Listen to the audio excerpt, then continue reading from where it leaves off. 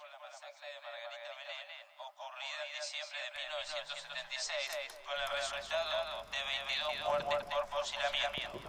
Hoy se juzga a algunos de los ejecutores de la masacre de Margarita Belén fue un hecho planificado, direccionado, un operativo conjunto del ejército de la policía con complicidad de autoridades civiles y de la Justicia Federal. Margarita Belén fue uno de los peores crímenes que han cometido. Yo creo que fue muy bien organizado porque acá en la masacre de Margarita Belén asesinaron y desaparecieron a los mejores dirigentes del nordeste argentino.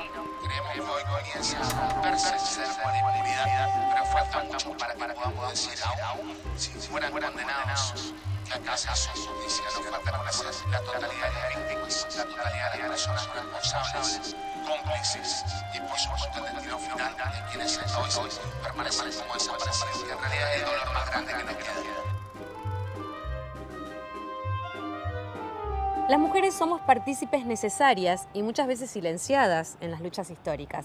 Durante la dictadura también se secuestró, persiguió y asesinó a mujeres, ya sea porque defendían un modelo de sociedad distinto o porque buscaban a sus familiares desaparecidos. Se las tildó de locas y violentas y se las hizo responsable de las desgracias.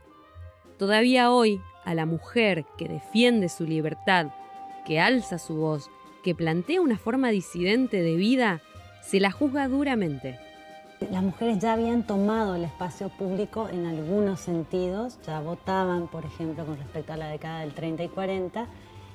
Fue muy atrevido entrar a la militancia con la intensidad con que entran las mujeres en las organizaciones militantes de la década del 60, ¿no es cierto? Que eran organizaciones del peronismo del centro y del peronismo de izquierda que proponían una dedicación de tiempo excesiva, que sí la podían cumplir los varones, pero que las mujeres era innovador en ese momento para las mujeres. Y en ese momento también era innovador para los propios partidos, ¿no es cierto?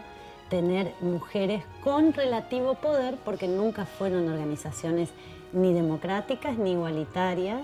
Se rompía un poco el patrón interno, es decir, había que decirle a la familia voy a ir a militar. No han sido mujeres que han dejado de tener hijos, por ejemplo, sino que los han tenido mientras tanto, mientras militaban o mientras eran perseguidas o cuando estaban en la militancia de superficie. Entonces había que informar eso a las familias y también había que informar a los compañeros de que iba a haber una lucha de poder ahí y que se iban a enfrentar con cuadros relativos, no cuadros altos, muy pocos en la Argentina, con mujeres tomando decisiones, ¿no? Eso en el sentido interno. Después, interno, ¿qué quiere decir? Antes de la dictadura. Luego, después de la dictadura, la represalia es mayor también. Más peleaban por la justicia social que por la igualdad de las mujeres. Entonces, no se autodefinían como feministas. Han sentado precedentes importantes antes de la dictadura, durante y también con su organización dentro de las cárceles. Y eso ayudó a que puedan sobrevivir mejor, y eso se ve en las víctimas actuales, al periodo de la represión, digamos, a la dictadura, ¿sí? Con esos tejidos que armaban dentro de la cárcel. La doctrina militar que defendía la patria bajo el manto de Dios y la familia perseguía puntualmente a las identidades femeninas que se rebelaban contra los mandatos sociales y que militaban. Toda la derecha mundial y también la argentina, por ser una cristalización además vinculada a los militares, que no todas las derechas están vinculadas a los militares, tienen un rol específico y una importancia de la familia, ¿no? Entonces, esta familia es una familia heteronormada, compuesta por un padre proveedor que trabaja afuera y una madre que tiene que trabajar adentro para el sostenimiento del trabajo del varón afuera. Por eso castigaba más a las mujeres cuando rompían ese rol. Una organización de base que tiene su base en la modernidad, en la división del trabajo, donde el espacio público de toma de decisiones y de política está reservada para los varones, que para eso son formados y son educados y pueden votar, etc. Y el espacio de la organización interna del oikos, dirían los griegos, ¿no? De la casa, está reservado para las mujeres. Es un espacio que tiene poder, donde hay poder, pero que no tiene poder de decisión pública, ni de discusión, ni de polémica, ni de política. Es un espacio que se llama tareas reproductivas y que solventa el otro espacio. Es decir, porque está esa división de trabajo, se puede hacer un trabajo fuera de la casa. El varón, además de tener que salir a trabajar afuera, tiene que salir a trabajar afuera con violencia y con agresividad, ¿no? Con asertividad, dejando de lado las emociones, convirtiéndose en un guerrero de la ciudad. Debe haber pocas fuerzas armadas en el mundo que tengan en cuenta valores que no sean los de la agresividad para su composición. La familia es la base de eso. Acá lo que pasó fue una teoría ideológica que tiene su origen en Brasil, que es una teoría cristiana que mezcla estas dos cosas, ¿no? Que se llama la teología de la liberación. Es la que encuentra desde una teología religiosa la combinación perfecta entre una creencia cristiana no ortodoxa tal vez, pero sí canónica, es decir, no por fuera de la religión católica, y una militancia activa en vinculación con los intereses de los pobres, ¿no? Con intereses sociales. Hace posible que haya habido mujeres y varones que estaban en su militancia religiosa, se hayan acercado y hayan tenido inquietudes sociales y hayan terminado militando en Montoneros y en otras organizaciones, ¿no? Y a veces también organizándose para tomar las armas o en ejércitos civiles. Solo por esa coyuntura fue posible. Y que tuvimos importantes exponentes que han sido desaparecidos, muertos, torturados también, que pertenecían a la Iglesia, ¿no? Digo solo por eso porque la Iglesia es una estructura de derecha muy vinculada a la derecha militarizada de la Argentina. Si hablamos de mujeres en lucha por la memoria, la verdad y la justicia, hablamos fundamentalmente de las madres y abuelas de Plaza de Mayo. Empezaron siendo pocas, con mucho miedo, pero entendieron que juntas tenían más fuerza y eran más visibles. Se les burlaron, las persiguieron, algunas fueron asesinadas, pero siguen buscando a sus hijos y a sus nietos, porque en esta búsqueda aportan a la libertad de todos nosotros. No empiezan siendo organizaciones, sino mujeres desesperadas buscando a sus hijos, hijas, que estaban presos, desaparecidos, hijas embarazadas, ¿no es cierto? Tenían menos miedo y por la desesperación que tenían salieron ellas a buscar, continuando con su rol de seguir cuidando. Si bien había varones y padres, eran los menos. Las que salieron a gritar fueron ellas, digamos, a pelear para saber dónde están, ¿no? Eran mujeres que no tenían en su mayoría ninguna vinculación ni militancia política. Eran amas de casa, algunas con la secundaria completa, que trabajaban adentro de la casa para que los maridos salgan a trabajar afuera y cuidan los hijos. Muchas sí sabían en qué estaban participando sus hijos e hijas y otras no directamente, no tenían ni idea. Solamente sabían que estaban cerca de alguna agrupación.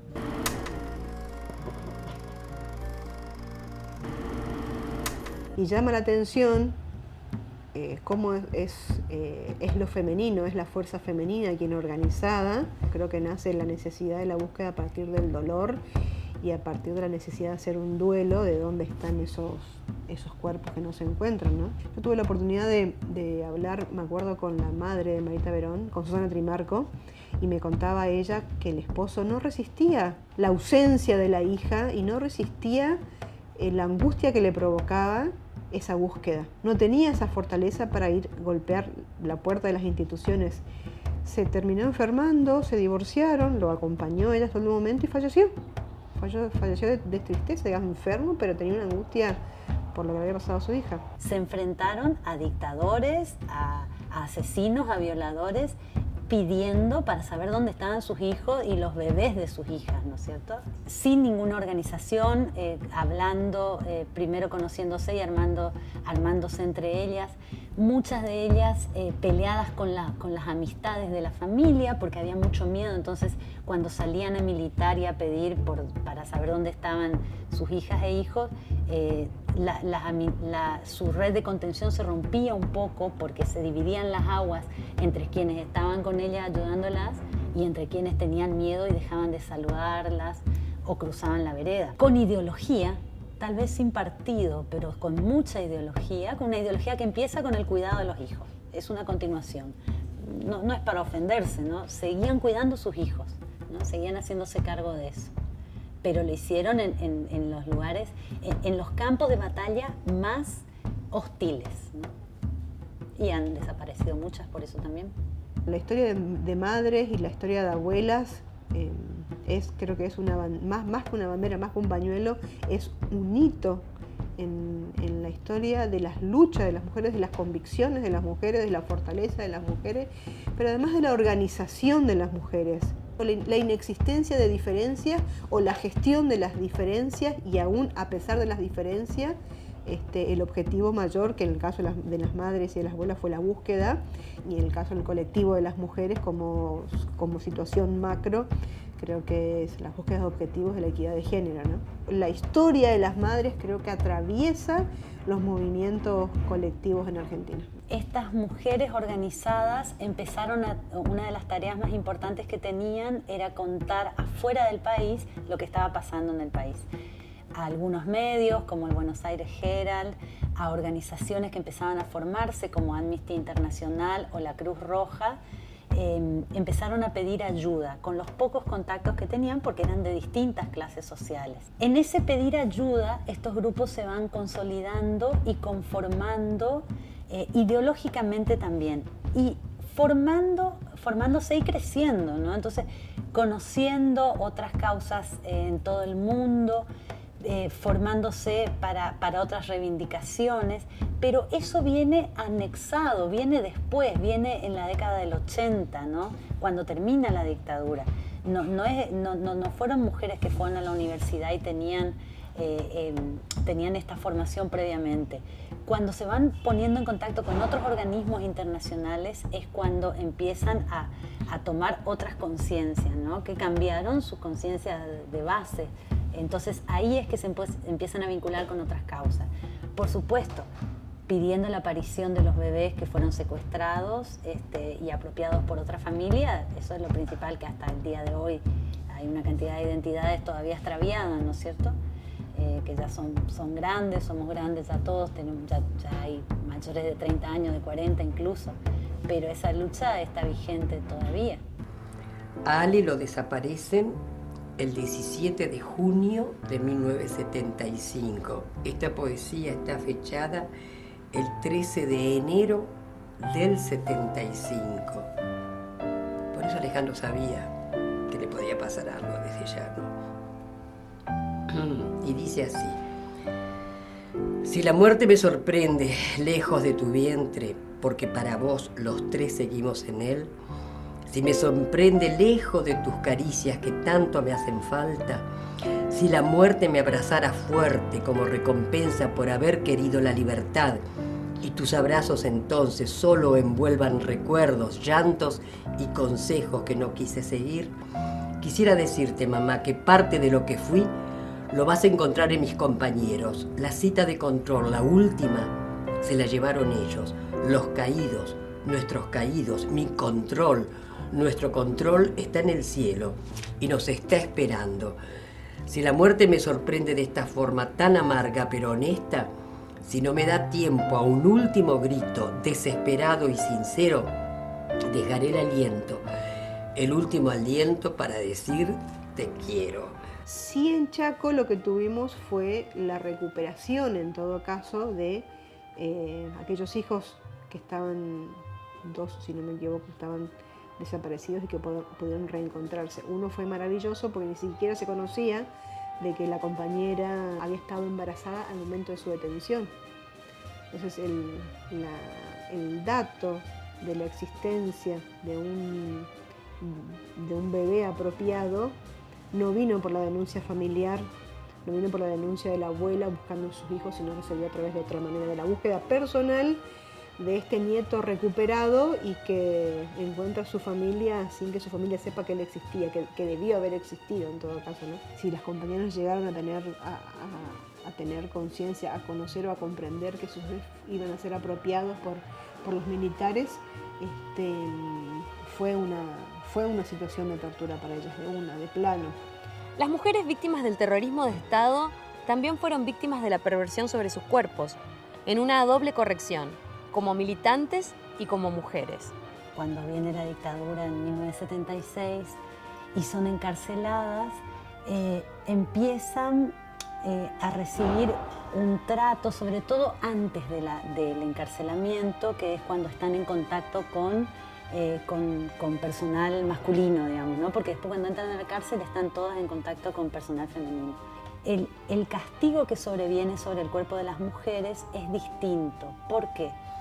Porque reciben violaciones, abusos, maltratos, las obligan a desnudarse, las tocan, etc. A los varones les sucede eso episódicamente y no a todos, y a las mujeres les pasa sistemáticamente y a todas. Eso convierte a la violación en contexto de encierro en un delito de lesa humanidad también. ¿Por qué? Porque se victimiza doblemente a las mujeres. Es decir, recién para el 2010 aproximadamente comienza a haber fallos de jueces que comienzan a escuchar y dan de alguna manera una primera respuesta a las denuncias, a los testimonios de las mujeres por violaciones. Y eso fue, yo creo, gracias a ONGs especializadas que habían realizado investigaciones, pudieron explicar por qué es delito de lesa humanidad, por qué no prescribe y por qué debe reconocerse como un delito diferente al de tortura, ¿no? Esa explicación de que la tortura, si bien es el sufrimiento, la provocación de dolores físicos, psicológicos a cualquier sujeto, las violaciones y los abusos tienen que ver con un goce o un placer en el ejercicio de algún poder que tiene el violador sobre la mujer. En la violación no está tanto en juego el deseo sexual como la necesidad de sometimiento del cuerpo del otro y la demostración de poder, ¿no? Entonces, esto es lo que pasaba con el cuerpo de las mujeres adentro de las cárceles. Y por eso es un agravante y se ha tenido en cuenta, no desde el comienzo de los juicios, sino de un tiempo a esta parte, la agresión sexual como delito agravante, ¿no? Incluso hay casos de mujeres que tuvieron como noviazgos, en su percepción noviazgo con militares. La situación de jerarquía del funcionario público, policía o miembros del ejército o miembro de otra fuerza, que en el ejercicio de la autoridad del poder y de la autoridad de la función pública utiliza y se vale del lugar de detención, de la situación de vulnerabilidad de la víctima, de la imposibilidad de que la víctima de terrorismo de Estado pueda denunciar y pueda apelar a alguna defensa externa de ese centro clandestino de detención. Y además, y ahí viene la cuestión casi cultural, y esto se deduce no del diálogo, pero de los dichos de esos victimarios a sus víctimas, que ellas eran de alguna manera merecedoras de ese castigo sobre ese cuerpo, sobre sus cuerpos, por haberse salido de alguna manera de los estereotipos tradicionales de mujer. Además, había una necesidad de castigarlas doblemente, por guerrilleras o por militantes y por mujeres que rompieron la norma. Por ser una mujer activa, desobediente, guerrillera, subversiva. Cuando nosotros escuchamos los relatos de los juicios, nos damos cuenta que en realidad estamos frente a delincuentes políticos y delincuentes comunes. ¿Por qué? Porque los militares también robaban, violaban, entraban a las casas y saqueaban, robaban títulos de propiedad. Entonces, toda esa idea ideológica de ordenamiento que tenían, en realidad no fue así. Y eso es muy importante porque también manchan de más sangre aún sus ideas reivindicatorias. En la mayoría de las mujeres, o todas, me arriesgaría a decir que han pasado por un centro clandestino de detención, que han sido víctimas de esta dictadura, han padecido alguna forma de violencia sexual. Digo esto y pienso en los desnudos forzados. En las causas Caballero, algunas compañeras y compañeros cuentan cómo había guardias que los hacían desnudar, que los hacían caminar por el patio, los hacían bailar, se burlaban de ellos, hacían que los cuerpos se mezclen y hasta imiten momentos de situaciones de relaciones sexuales. Un hombre que decide con su oficial, su suboficial, su agente, robar un bebé y entregarlo a otra familia. o sea, imaginamos que es un militar que considera que le va a poder dar una mejor vida a un bebé, pero así todo era tan fuerte esa inconsciencia o ese delito que está por arriba de le estás robando un bebé a una mujer que acaba de parir. ¿Qué tan ciego o qué tan psicótico o psicópata podés estar para justificar esa acción, ¿no? Entonces ahí es cuando vemos que en realidad eran delitos comunes. Un imaginario canallesco de las Fuerzas Armadas de plantearse que esas criaturas, hijas de cualquier opositor al régimen, iban a cortar sus historias porque les iban a destinar a familias occidentales y cristianas para ser educada bajo otro modelo de enseñanza. Muchas mujeres que eran apresadas con sus bebés, se amenazaba a las mujeres de que iban a torturar a los bebés para que ellas hablen. Eso pasaba regularmente y se escuchan los relatos. Habla o voy a picanear a tu bebé, digamos. Sí, eso pasaba. Sí.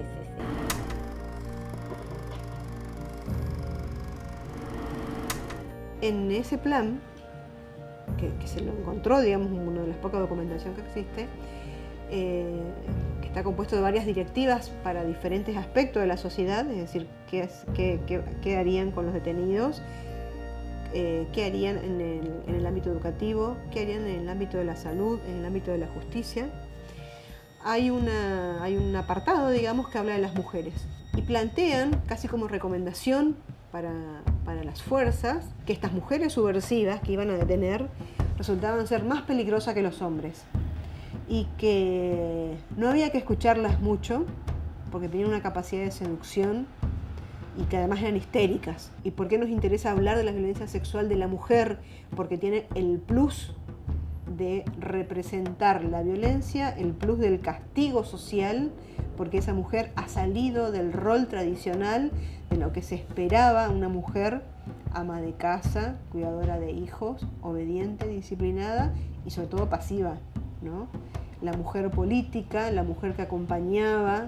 A partir del 1999 modifica un poco la estructura de los delitos sexuales y plantea delitos contra la libertad y la integridad sexual, porque lo que se reconoce como bien afectado en este tipo de delito es la libertad sexual de las personas, especialmente de la mujer. Entonces los delitos contra la integridad sexual tienen un abanico de situaciones que pasa desde los toqueteos, los manoseos, calificados como abuso, la violación, como es la penetración en cualquiera de sus formas, los desnudos forzados, la esclavitud sexual también. Sí hubo casos en Santa Fe donde algunas compañeras detenidas quedaron embarazadas como parte de los abusos y las llevaron a abortar.